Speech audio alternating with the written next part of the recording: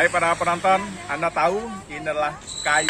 Nah, kalau diolah tentunya menjadi bahan yang paling sangat berharga. Ini adalah kayu sebatas 16 kayu, tapi ketika diolah menjadi kursi atau menjadi meja itu jauh lebih mahal. Nah, ini salah satu pengrajin daripada kayu ini, namanya Mas Sudirman. Mas Sudirman. Nah, Mas Sudirman, Anda buat apa nih kayu ini? Buat kursi. Buat kursi. Nah, buat kursi. Kursinya kursi pendek-pendek, kursi sekolah, kursi santai. Kursi santai. Kursi santai. Harganya dijual berapa? 120 sampai 250 kalau ada didagangkan.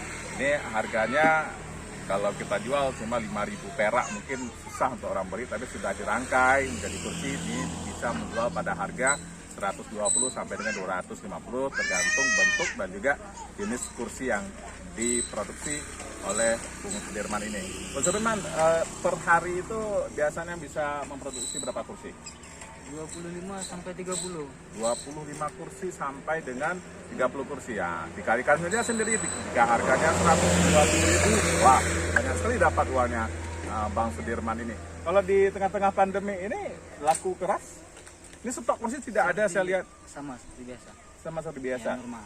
Ini kok tidak ada stok kursinya? Habis langsung terjual atau Habis gimana? diperdagangkan. Habis diperdagangkan, tidak ada stok di sini pemirsa kursinya. Kita kalau mau lihat stoknya jam berapa Mas Sudirman? Sekitar jam 4 sampai jam 5 sore. Jam 4 sampai jam 5 sore.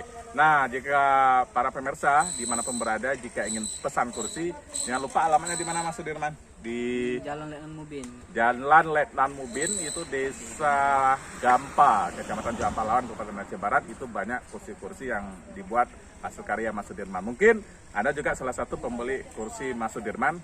Mungkin akan kenal ini tangan-tangan yang membuat kursinya. Oke, terima kasih Mas Sudirman dan juga para pemirsa dimanapun berada. Kapan-kapan boleh berkunjung melihat bagaimana proses pembuatan kursi.